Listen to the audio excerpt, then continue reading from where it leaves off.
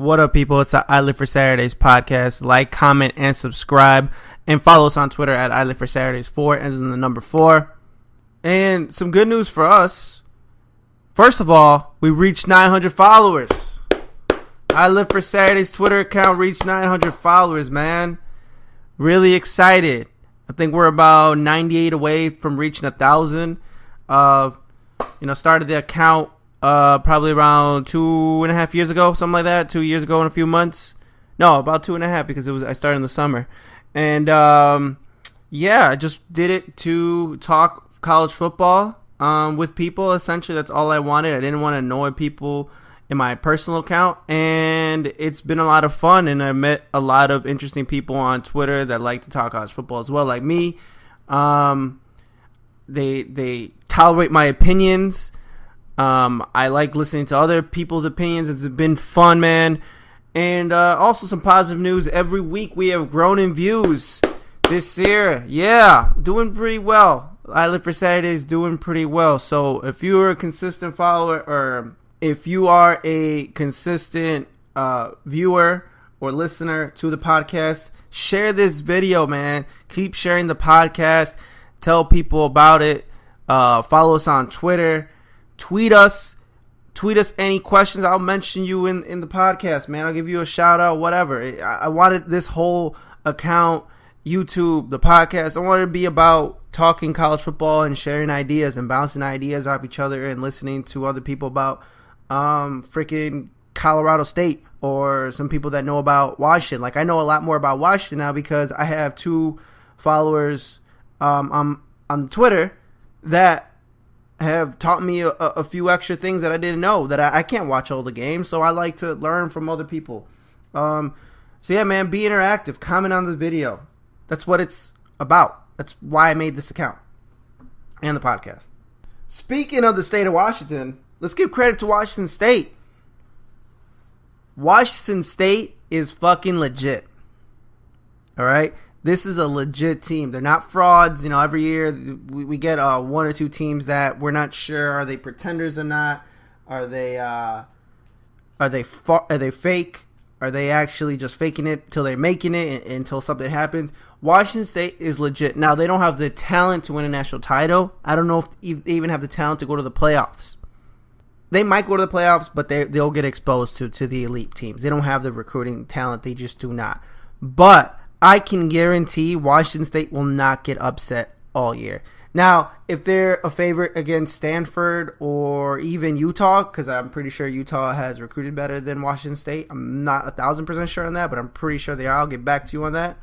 But, if they play Washington is recruited better than them, and so has, obviously a team like Alabama if they find themselves in the playoffs. Clemson recruiting better, right? So they'll lose to a team that's more talented than them and is obviously doing really well.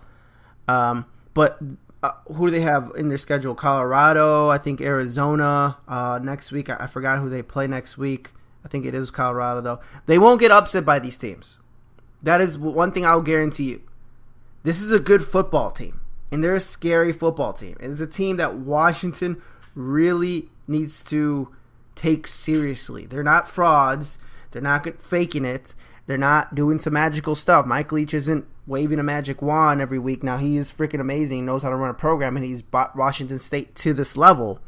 But he's not, using rubber bands and sticks to make a car run out here. He has built this team to compete at the highest level. Like I said, if they go to the playoffs, they're going to get smashed by, one of the elite teams. But against teams around their level or they're superior than, they will not get upset. They're legit. And the reason I say that, why they're legit, brings me to my next topic. Washington State is probably the best and the most consistent across the table in what I've talked about since the beginning and creation of this podcast and the Twitter account. Sacks and turnovers. I've been talking about sacks and turnovers. I followed my personal account all the way till 2013 is when I've been talking about it. And I have no idea why sacks and turnovers are not, it hasn't caught on. Like, maybe the phrase isn't that great.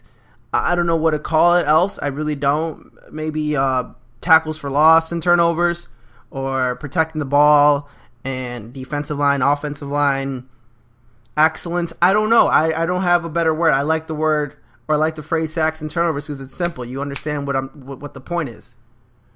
But for whatever reason, it's not something popular that is talked about. But it is the number one most important thing in college football. It has changed the game.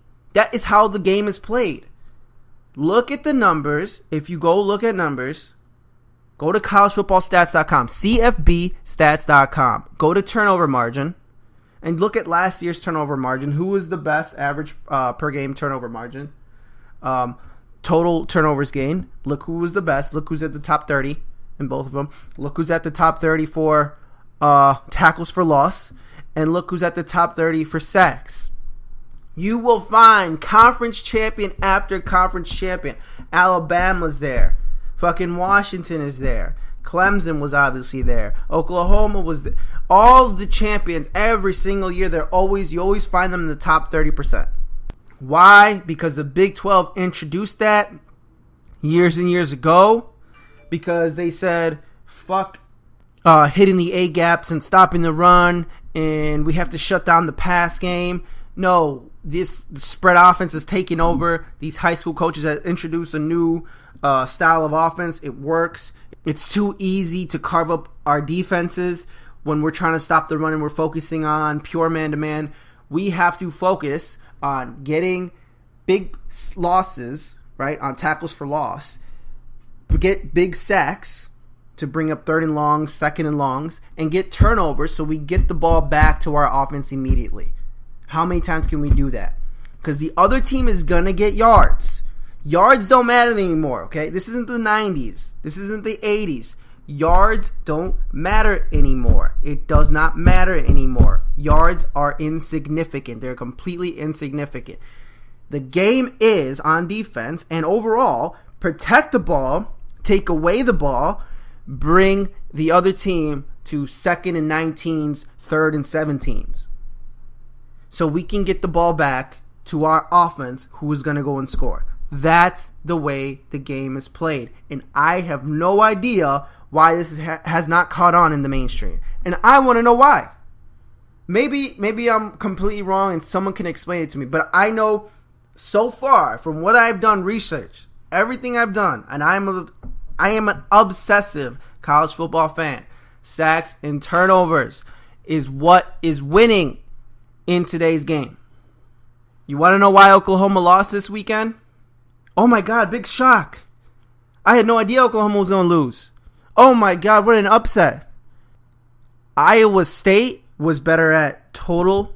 If you just go look at the numbers. Again, go to CFBstats.com.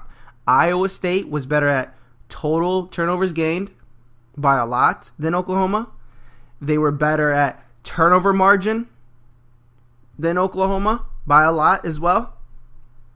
They were better at sacks per game, and they were better at tackles for loss by a lot as well.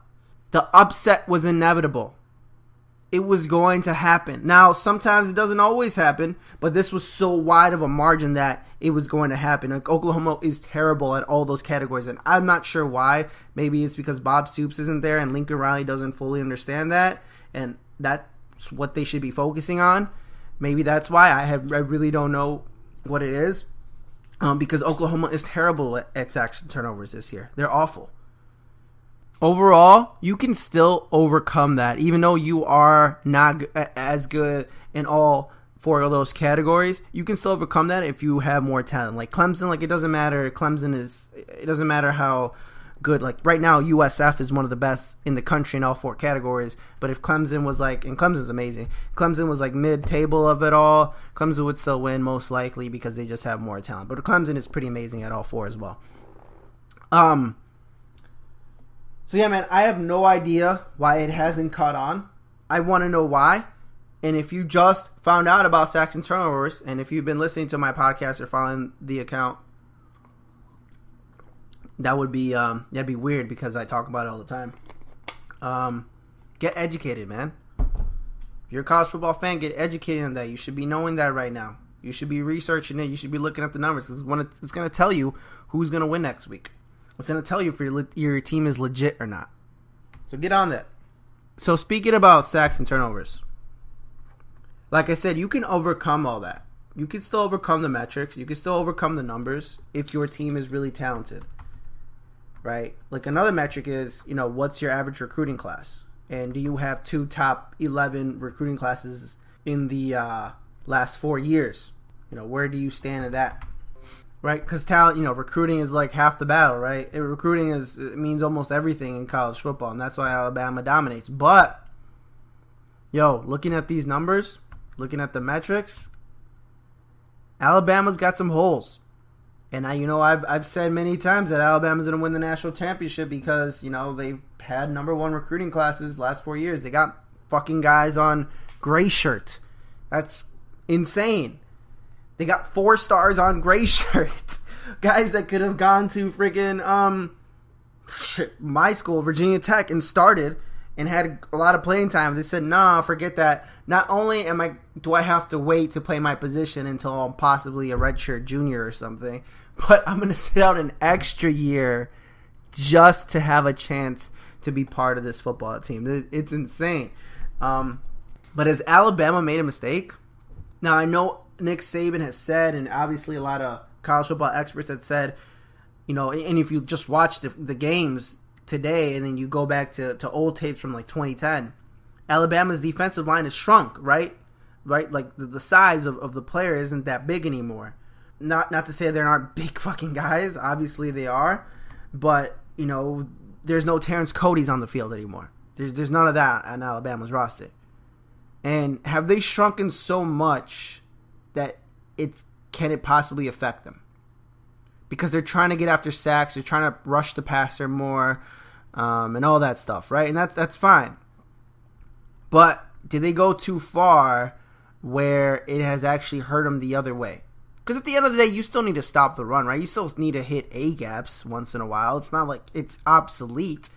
Hitting A-gaps is still a fundamental part, and B-gaps and all that stuff, right? Stopping the run is still a fundamental part of football. You still need to know how to do that. Not saying to abandon it. I know it's all about sacks and turnovers, but don't abandon that either. But Alabama, tackles for loss, they rank 65 in the country.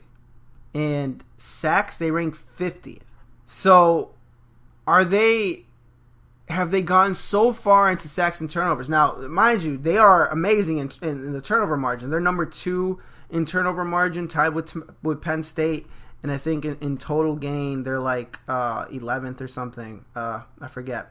Yeah, they are 11th.